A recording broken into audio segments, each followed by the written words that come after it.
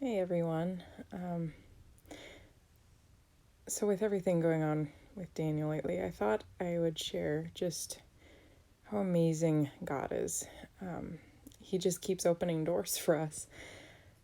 There's the verses in Proverbs 3, verses 5 and 6, where it says, "Trust in the Lord with all your heart, and in all your ways acknowledge him, and he will direct your path." And that's exactly what he's been doing. Hi, Bonnie. So for those of you who don't know, Daniel, I started noticing what turned out to be absent seizures when he was very young. I would say probably around 10, 12 months old, something like that. I started noticing what would turn out to be absent seizures, but I was the only one that noticed them. So even the doctor just kind of wrote it off. He also wrote off Daniel's need to be evaluated for autism. So when Daniel was at his 18-month checkup, I voiced my concern at wanting Daniel to be evaluated for autism, and the doctor said, no, if you take him now, they're going to say he has autism because he's meeting all the criteria. So no, you shouldn't take him to be evaluated. And in my mind, I'm going, wait, if you think my kid's going to meet all the criteria for autism, shouldn't I take him in? And, he was just like, no, don't do it. But I didn't feel right about that.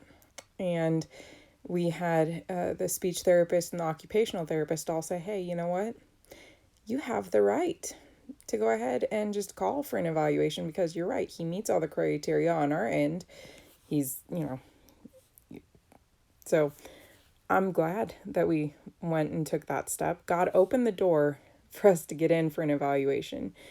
Normally, especially out here, normally you get on a wait list just to be evaluated, and you're waiting 6 months or longer just to see the specialist. And so what you do is you call several places and you just see which place will bump you up out of the wait list faster. And so that's what we did. We called one place. We were put on a wait list, and I think they were going to have us come in July. And this was in May. So in May. And then the Mary Bridge, the clinic right out here, they had us come in even sooner than that. I think it was the end of May or maybe the beginning of June. We go in and she starts asking us all these questions, things that I hadn't even known were, marks of autism. And she goes, oh yeah, he has autism. He's a level 2, and she explained all this. And then she said, okay, what you're going to do is you're going to go home and you're going to put him on the wait list for every ABA clinic you can, because the wait list is going to be around 2 years. It's a long wait list. Maybe you'll get a year, but just call around, put him on every wait list. And so that's what I did. I went home and I just called all the places that would do home visits, because with Jared's schedule, just clinic visits was just not possible.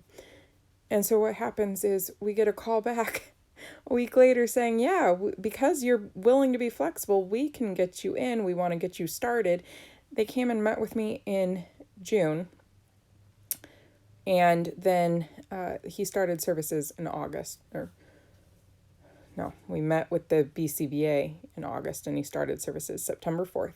So before he was 2, he'd been receiving ABA services, which is the big therapy to help with autism. And he's come so far. And if we had listened to the doctor, he wouldn't have even been evaluated by then. And it's just, I'm not speaking against doctors. I think doctors are wonderful. But we had to just keep pressing through. And God just opened the door to see the specialist to be evaluated, and opened the door to get therapy started right away. So before he was 2, he was getting seen by a specialist. And then this just continues on. This continues on because since we had all these specialists in, thankfully some of them observed the absent seizures as well, enough to the point where the doctor took me seriously, and the doctor listened to them. The doctor thought they're probably just headaches, but because we had data from The therapist and the ABA tech, he took it seriously enough to refer us to a neurologist. And she was like, oh, yeah, these are absent seizures, but, until we can observe them, not a lot we can do. Let's try this. Let's see if we can find something to help. And at that point, the melatonin was helping. So he stopped having them. But now they've, for those of you who have watched the video where I described what happened on Monday or read the blog I wrote about it, he collapsed from the seizure, and that's escalated a little bit.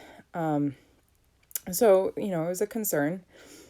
And I thought, okay, this is going to be another thing where we're going to have to wait a while because, with COVID protocols and just, they book up fast, But that's not what happened. Once again, God's going before us and opening these doors. And now we've got the appointment with the geneticist on the 3rd. They're going to do a full blood panel because they think there could be a genetic link to both his autism and the seizures. And then on the 10th, he's going to have his EEG to see what we can figure out. And then on the 18th, the day his neurologist is back in the office, she's going to see him. She leaves for vacation today. So it's just God's opening all these doors just so fast. And this is, again, a thing where you trust in God and you follow him, and he's going to direct your paths. And sometimes that means you go against what the specialists or the doctors are trying to tell you. Because again, I have a lot of respect for those in the medical field. And I don't have any problem with the pediatrician either. But if we had just taken his word for it and just listened to him, Daniel would not have been getting ABA services, and he would not be getting treatment for these seizures. And we would still be waiting just to see the neurologist. And now everything is just fast-tracked because we trusted God and followed him, and he's opened these doors. He's directed our path.